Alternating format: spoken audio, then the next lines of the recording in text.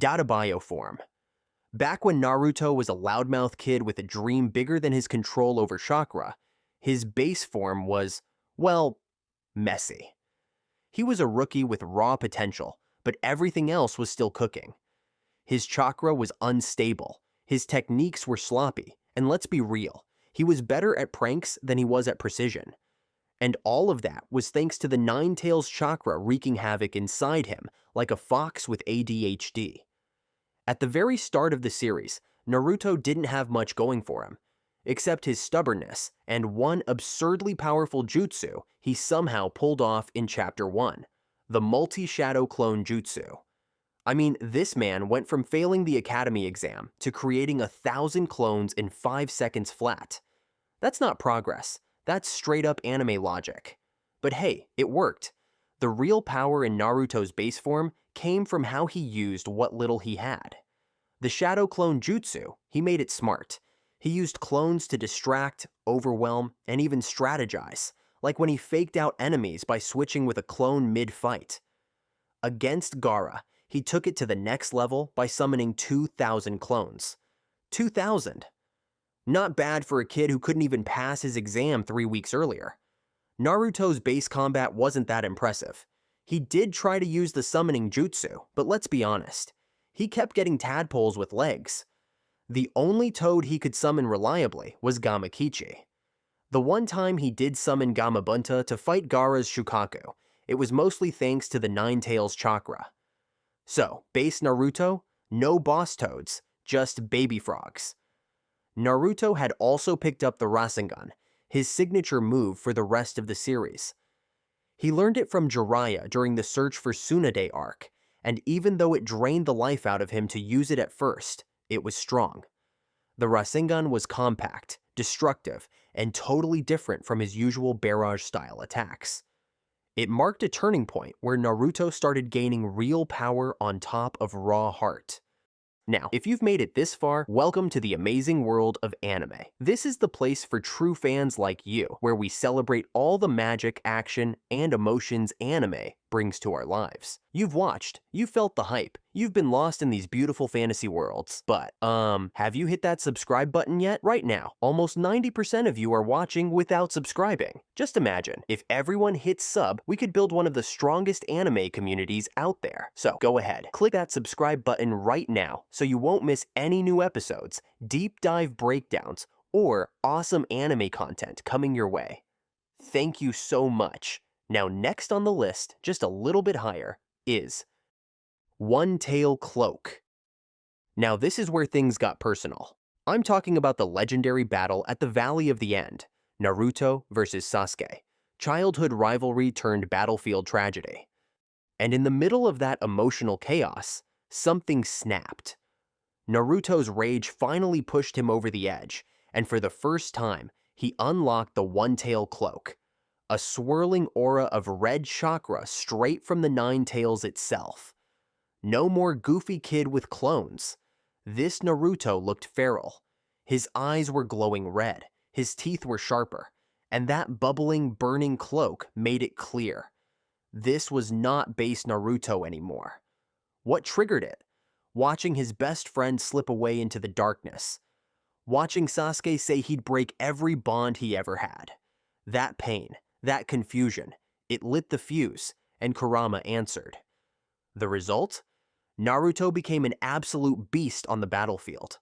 The moment the cloak activated, everything changed. His speed and strength shot through the roof. Sasuke was suddenly on the back foot. Naruto was moving too fast, hitting too hard, and pushing Sasuke into a fight for survival. And this was the same Sasuke using Curse Mark Stage 2, a form strong enough to match a tailed beast. But Naruto? He was tanking it. Then came the moment. Vermilion Rasengan versus Chidori. Naruto's chakra flared, condensed, and morphed into a Rasengan with a deadly red twist. The Vermilion Rasengan looked unstable, wild, like it was barely being held together by Naruto's will. And on the other side, Sasuke's black Chidori, crackling with cursed energy. When those two attacks clashed mid-air, it was like the entire valley held its breath. The explosion was massive.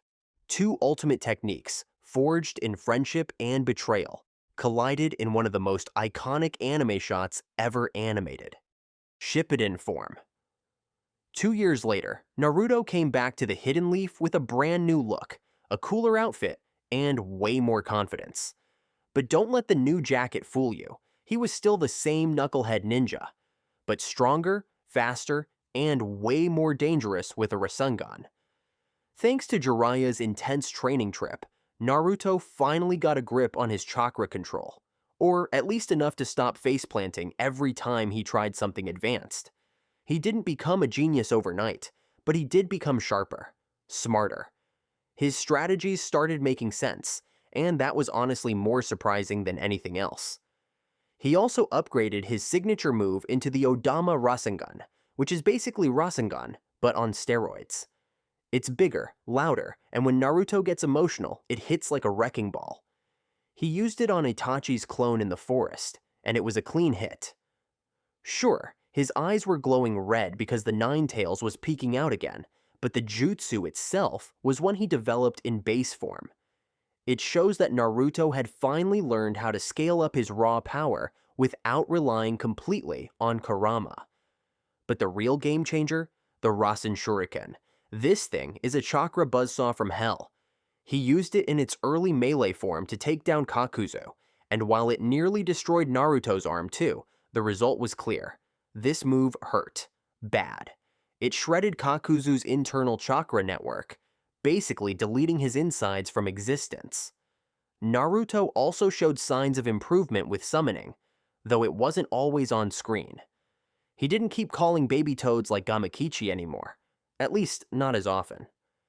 While we didn't see him bring out Gamabunta much during Shippuden base fights, it's fair to assume that with his training, he could probably summon bigger toads even without Kurama's chakra boost. He just didn't need to. The guy had enough tools now to wreck most enemies solo. Fourtale. If you thought the Tail Cloak was terrifying, the Fourtale version 2 form is when Naruto officially stopped being Naruto and became pure destruction. This wasn't power-up Naruto. This was feral Naruto. Gone were the words, the emotions, and even the control. What was left? A burning red beast that screamed, roared, and obliterated anything in its way. It all happened deep in the forest during Naruto's mission to retrieve Sasuke. But this time, instead of finding Sasuke, he found Orochimaru, the Snake Man with more regeneration hacks than a cheat code. And when talking didn't work, not that it ever does with Orochimaru, Naruto snapped. Literally. Kurama's chakra surged forward, ripping through his body and forming the terrifying Tail Cloak. Let's get one thing straight. This form wasn't Naruto borrowing power. This was Kurama taking the wheel, and Naruto getting locked in the trunk. The cloak formed a skeletal shape, with bones wrapping around him like armor. His face disappeared, replaced by a demonic snout. And he roared like a monster. It was less ninja fight and more kaiju battle. And then came the Biju Dama, the tailed beast bomb. This was the first time we saw Naruto unleash this ultimate attack, and it was terrifying. A pitch-black orb of compressed chakra formed in front of him, like a mini-planet of doom. He fired it at Orochimaru, who had to summon 3 Rashomon gates to survive. And even then, the blast blew through all 3 and sent shockwaves across the forest. That was the kind of energy that made even Akatsuki members go, yeah, maybe we wait this one out. Sage Mode. When Pain leveled the Hidden Leaf Village and turned it into a crater the size of a small country, everyone asked the same question. Where the hell is Naruto? And then, boom, he descended from the sky like an absolute god. Sage Cloak, giant toads, deadly silence. Naruto had arrived, and let's say he wasn't playing games anymore. This was Sage Mode, Naruto's first true ascension. No Kurama rage, no Chakra Cloak madness. This was calm, focused, and terrifyingly efficient. He trained with the toads at Mount Myoboku, where he finally learned how to balance nature energy with his own. And let me tell you, that training, brutal. He had to stay still for hours, risk turning into a statue, and even got whacked with a giant stick every time he messed up. Classic Naruto learning curve. First off, the strength boost in Sage Mode is unreal. He literally snapped Pain's black chakra rods with his bare hands, like they were uncooked noodles. Then he picked up a summoned rhino, a full-size angry rhino, and yeeted it hundreds of meters into the air like he was tossing a frisbee. I don't care how strong you are, if you're sending farm animals into orbit, you've officially unlocked main character mode, and when it came to fighting the paths, Sage Naruto was one-shotting them. Clean punches, explosive blows, boom, path deleted. Just like that. No Ninetales help, no backup, just raw sage energy and fists blessed by the mountain gods. But strength alone doesn't win against someone like Pain. Naruto also unlocked enhanced sensory abilities. He could feel chakra across distances, detect enemies hiding in the rubble, and react to attacks before they even landed. It was full-on radar. Combine that with his calm mind, and you've got a warrior who sees everything before it happens. Now let's talk about Frog Kata, arguably the most underrated part of Sage Mode. This technique lets Naruto attack with natural energy, meaning even if he misses a punch, the energy around his fist still hits the target. That's how he nailed Pain's Preta path when it thought it dodged him. You don't even need to land a direct hit. Nature does the dirty work for you. Beautiful. On top of that, Naruto brought backup in the form of summons. But not just baby toads. I'm talking the big boys. Gamabunta, Gamakin, Gamakichi, and even the toad sages Fukasaku and Shima. Each of them had special tricks, from massive weapons to casting genjutsu by harmonizing their voices. It was a full-on boss raid, and Naruto was the raid leader. Then came the throwable Rosen Shuriken, a moment that made every fan jump out of their seat. Up until this point, Naruto could only use it in close combat, and doing so nearly destroyed his own hand. But in Sage Mode, he could throw it like a shuriken, a spinning, howling vortex of death that sliced through everything in its path. He used it to wipe out the Preta path with a throw so smooth, even Shikamaru probably said, "Okay, that was genius." Kurama Chakra Mode 1, KCM1. After Sage Mode gave Naruto wisdom and focus, Kurama Chakra Mode 1 gave him raw speed, power, and style. This wasn't angry Naruto, and it wasn't calm mountain sage Naruto either. This was golden, glowing, chakra arm-swinging Naruto with a brand new mode unlocked after finally punching the Ninetales into submission, literally.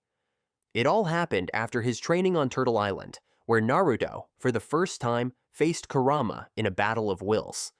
And with Killer Bee by his side, and a few pep talks from his mom, Naruto pulled off the impossible. He tamed the Ninetales. Kind of. Let's say they signed a temporary ceasefire. KCM1 glows a golden aura shaped like the Sage of Six Paths himself.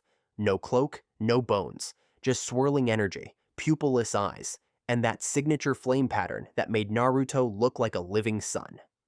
And once he stepped into the fourth great ninja war, everyone realized, yeah, this isn't the same kid anymore. KCM1, Naruto is fast. Like, keep up with the fourth Raikage fast. And if you don't remember, the fourth Raikage is the dude who body slammed a Susanoo. When Naruto dodged his full speed attack, mid-air, everyone's jaws hit the floor. Even the Raikage, a man who thought punching things fast was peak strategy, had to admit Naruto just leveled up. But speed wasn't all. Naruto now had chakra arms, those iconic extensions of Kurama's power that acted like extra limbs. But in KCM1, he actually used them smartly. He'd form a Rasengan, or a Rosen Shuriken, in mid-air with one chakra arm while using the others to hold enemies down. That multitasking would make even an octopus jealous. And then there's the planetary Rasengan. Imagine a regular Rasengan, then add 3 tiny Rasengans spinning around it like moons. It's flashy, it's destructive, and it's one of the coolest visuals in the entire series. He used it against the Third Reikage and others during the war, and it hit like a miniature star system colliding with your face. Not to be outdone, Naruto also created mini Rosen Shuriken, small, compact versions of the real deal. These were precise, fast, and perfect for close-quarters combat or quick hits in the chaos of war. He could launch them with one hand while dodging with the other. Efficient and deadly. But the coolest passive upgrade in KCM1? Evil Intent Sensing. Naruto could straight up detect malice in people, like an anime lie detector. This is how he spotted disguised white Zetsu among the allied shinobi forces. While everyone else was confused, Naruto was pointing and yelling, "That guy's fake!" It turned him into a frontline scanner and a one-man infiltration detector. And the durability? Oh, don't even get me started. He took direct hits from some of the strongest fighters in the war and kept moving. He literally grabbed a sword by the blade to save Hinata and didn't flinch. This is a guy who used to get paper cuts from his own kunai. Now, he's catching steel mid-swing and walking it off like a bee. Kurama Chakra Mode 2, KCM2. If KCM1 was Naruto borrowing Kurama's power with a side of trust issues, then KCM2 is the full-on bro fist moment. This is where Naruto and Kurama finally stop growling at each other and start working as a team. And when that happens, the power boost is insane. The turning point came during the Fourth Great Ninja War, right when the Ten Tails was turning the battlefield into a wasteland. Naruto had no choice but to level up, not only in strength, but in trust. After fighting side by side, protecting each other, and shouting a few hundred lines of emotional dialogue, Kurama finally said, "Okay, kid, I'm in." And that changed everything. The most obvious upgrade? The Kurama avatar, a gigantic golden beast made entirely of chakra, shaped like the Nine Tails itself. This thing could go toe-to-toe with multiple other tailed beasts at the same time. While everyone else was trying not to get flattened, Naruto was out here brawling with monsters the size of mountains. Inside that avatar, Naruto could launch Biju Damas. These were cataclysmic nukes. He could fire them, hold them, toss them, and even combine them with taijutsu in a way that made explosions feel personal. But the most game-changing ability in KCM2 is chakra transfer. Naruto became a battery pack for the entire allied shinobi forces. He spread Kurama's chakra to thousands of shinobi at once, turning average ninja into chakra-enhanced wrecking machines. And when the Ten Tails fired its massive Biju Dama, Naruto used that shared chakra to shield the entire army. That's next-level support. He could also use partial Kurama manifestations, like just bringing out a mouth to catch a shuriken mid-flight, or a few tails to swat away fire-style jutsu, like they were flies. It wasn't always full avatar mode. Sometimes a quick flick of a chakra tail was all he needed to shut someone down. What makes KCM2 so special is that Naruto isn't fighting alone. Kurama and Naruto, they're synced. They're thinking together, reacting together, fighting together. It's a perfect fusion of Jinchuriki and Beast, and it shows in every move. And he's doing all that while glowing like a golden storm god. 6 Paths, Sage Mode, the peak of Naruto's power. 6 Paths. Sage Mode is the moment he stops being a normal ninja and starts playing on God-tier difficulty. After Kurama was ripped out of his body and Naruto was on the edge of death, he entered a spiritual plane and had a heart-to-heart with Hagoromo Otsutsuki, the Sage of 6 Paths himself. No big deal, right? The legendary ninja demigod casually handing Naruto the keys to cosmic power. Oh, and a sun seal on his hand for good measure. That too. When Naruto came back to life, he came back divine. His body glowed with truth-seeking energy. His eyes had a cross-shaped pupil, and every movement, every jutsu, felt like the laws of physics were bending around him. His speed and strength at this point were beyond anything we'd seen before. He was effortlessly dodging light-speed attacks, overwhelming Madara, and going toe-to-toe with Kaguya, the mother of all chakra.